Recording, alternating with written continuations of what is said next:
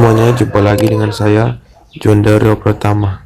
Di sini saya akan menjelaskan tentang jaringan komputer.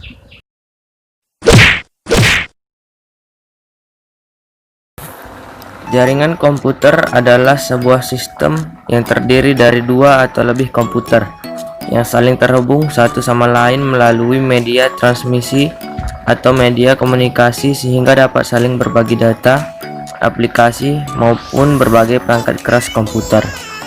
Istilah jaringan komputer sendiri juga dapat diartikan sebagai kumpulan sejumlah terminal komunikasi yang terdiri dari dua komputer atau lebih yang saling terhubung.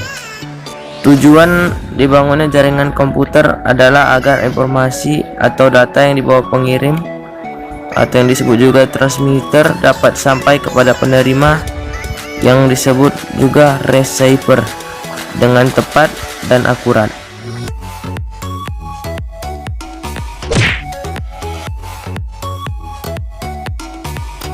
Beberapa manfaat jaringan komputer bagi perusahaan, organisasi, dan instansi adalah mempermudah sharing file, menjaga data yang sifatnya rahasia, memudahkan komunikasi antar divisi, mempercepat arus informasi, mempermudah akses data ke dalam komputer server, penghematan biaya, dan integrasi data.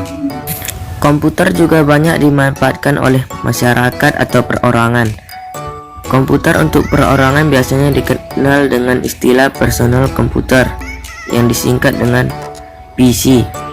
Contoh penggunaan jaringan komputer di masyarakat atau perorangan adalah email, media sosial, chatting, forum, e-commerce, game online, dan internet phone. Ada beberapa komponen jaringan. Yang pertama adalah komputer atau laptop. Komputer atau laptop apapun bisa digunakan untuk membentuk atau mengakses jaringan. Biasanya terdapat dua jenis komputer, yaitu komputer klien dan komputer server. Kedua, LAN adapter. LAN adapter digunakan pada jaringan kabel. Biasanya LAN adapter telah terpasang secara onboard pada motherboard. Selain itu ada pula LAN adapter bentuk kartu berbasis PCI. Ketiga, media transmisi. Media transmisi tergantung pada jenis jaringannya, apakah menggunakan kabel atau tidak. Untuk jaringan kabel biasanya digunakan kabel UTP, STP, koaksial atau serat optik, sedangkan untuk jaringan nirkabel digunakan gelombang radio berfrekuensi tinggi. Yang keempat, peripheral atau perangkat jaringan. Peripheral atau perangkat yang digunakan untuk membangun LAN antara lain adalah hub, switch, repeater, dan router. Yang kelima atau yang terakhir adalah sistem operasi jaringan. Pada komputer klien, sistem operasi yang digunakan adalah sistem operasi umum seperti Windows, Linux, atau Mac OS.